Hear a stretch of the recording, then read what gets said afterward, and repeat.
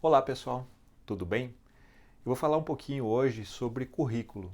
Como é que a gente monta um currículo, como é que a gente faz um bom currículo para que a gente possa se colocar profissionalmente.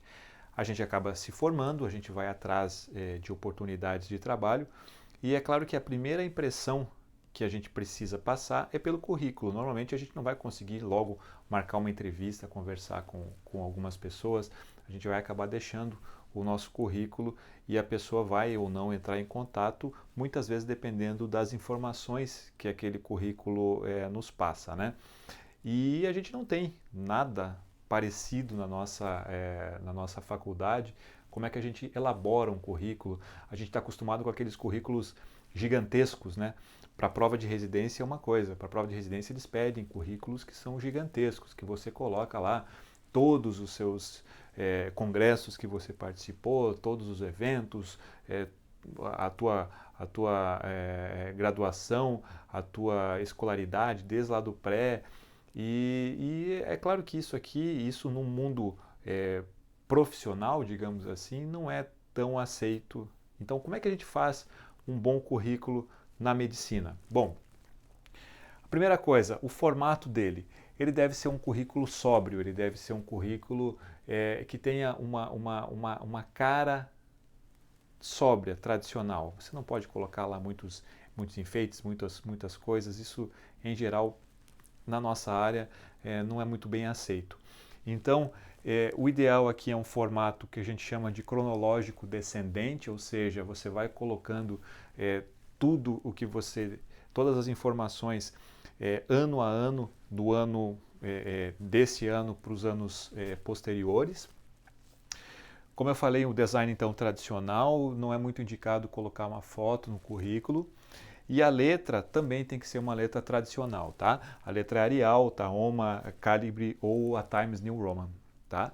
E principalmente, o principal aqui, o tamanho, né?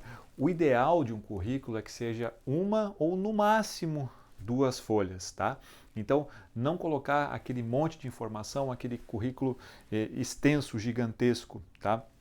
Se a pessoa depois tiver interesse, se você tem um currículo gigantesco, você pode até deixar o link de um currículo Lattes que você tenha, por exemplo, que tenha as informações mais completas, tá? Mas numa apresentação inicial, uma, no máximo duas folhas, tá? E o que a gente coloca nessa uma ou duas folhas? Primeira coisa são os dados pessoais, tá? Então, o seu nome, da onde você veio, aonde você nasceu e principalmente o teu contato. Muitas vezes a gente recebe currículos e não tem nenhum contato da pessoa, não tem o celular, não tem o e-mail, não tem nada. Então, é muito importante lembrar, é aqui que a gente vai colocar o nosso contato. O segundo item é experiência profissional. Tá? E aí, naquela lógica da ordem cronológica descendente. Né? Então, aqui um exemplo experiência profissional 2011, 2014, médico residente em ortopedia do Hospital das Clínicas da Universidade de São Paulo. Ponto. Você coloca isso e aí você deve colocar algumas informações, porque você deve passar para a pessoa que está lendo, está recebendo esse currículo, alguma informação do tipo assim, por que eles vão querer me contratar? Por que eu sou interessante para essa equipe, né? Então você pode colocar, por exemplo, responsável pelo ambulatório de crianças com problemas congênitos, por exemplo. Então você pode colocar algumas coisas aqui que já chamem um pouquinho a atenção para quem está lendo aquele currículo, né? E aí você vai colocando ele data por data as tuas experiências profissionais. O que você pode colocar aqui que engrandece muito o teu currículo? Se você tem algum prêmio, né, você foi o residente do ano da ortopedia pelo Congresso Brasileiro, nem sei se existe esse título, mas enfim, você colocar algum título, o teu trabalho científico apresentado naquele congresso foi eleito o melhor trabalho naquele ano. Você pode colocar isso, tá? Se você fez algum trabalho voluntário, por exemplo, você foi médico voluntário no serviço de angiologia no hospital tal de tanto a tanto. Você pode colocar aqui também, isso vale muito e principalmente na área que você está se querendo colocar, né? Então, o ideal, por exemplo, se você quer trabalhar no Instituto de Cardiologia, é que você tenha várias coisas relacionadas à cardiologia, né? O segundo item, o terceiro item, então, primeiro, dados pessoais, segundo, experiência profissional, o terceiro, a formação acadêmica, né? E aí aqui vai entrar o teu histórico educacional, você fez faculdade de medicina na cidade de tal, faculdade de tal. Você pode colocar aqui também as tuas especializações, se você já tiver as especializações, então você coloca também. Então, doutorado na Universidade Federal de São Paulo, residência médica em cirurgia do aparelho digestivo no Hospital das Clínicas, residência de cirurgia geral no hospital tal. Então você e daí aí vem a tua formação acadêmica, né? Faculdade de medicina na universidade e tal. E aí você pode colocar também os detalhes, né? O que você quais eram, por exemplo, os pontos positivos daquela tua residência, né? Então, fiz residência em gastroenterologia com atividades em hepatologia, endoscopia digestiva alta e baixa, manometria esofágica, enfim.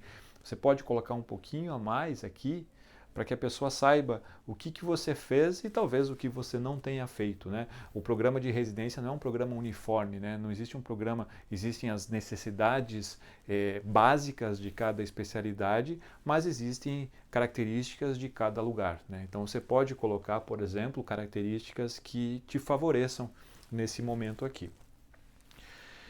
E, por último, você vai colocar as habilidades. Por exemplo, habilidades em comunicação, empatia. Você pode colocar também o trabalho com populações especiais, ênfase em trabalhos com idosos, ênfase em trabalhos com crianças, ênfase em trabalhos... Enfim, você pode colocar isso se você está querendo se colocar em algum lugar que isso te favoreça, né?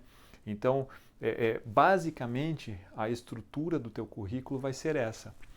Dados pessoais, experiência profissional, e aí aqui entra, obviamente, experiência, se você já está formado há mais tempo, né? Aqui você pode colocar, então, algumas coisas, e depois você vai falar sobre a tua formação acadêmica. Aqui pode entrar também os trabalhos e as atividades que você fez durante a tua formação acadêmica, né? E as tuas habilidades, e aqui pode entrar também algo como conhecimento de língua estrangeira, enfim, você pode colocar essas atividades também. Mas eu sou recém-formado, eu não tenho grandes titulações, eu ainda não tenho um grande currículo. Como é que eu posso fazer o meu currículo sendo recém-formado?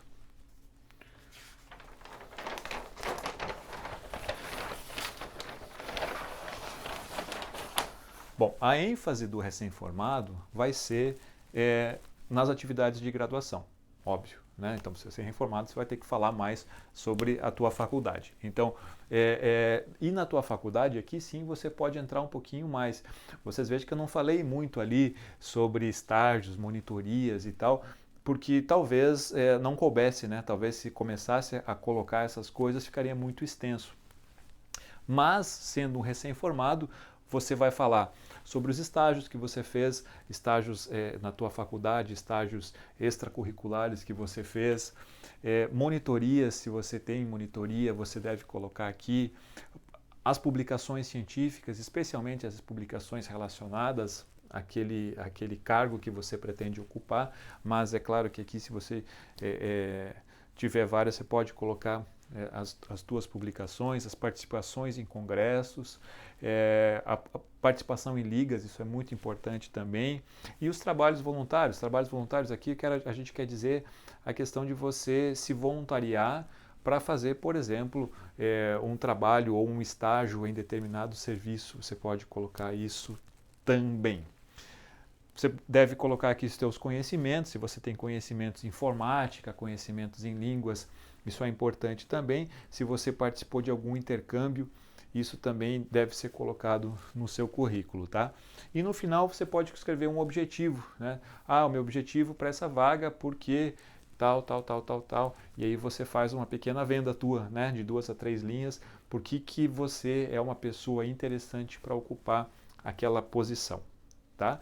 Então, eu espero que isso tenha clareado um pouquinho. Se vocês tiverem alguma dúvida sobre isso, pode colocar aqui abaixo e a gente vai responder todas elas, tá bom?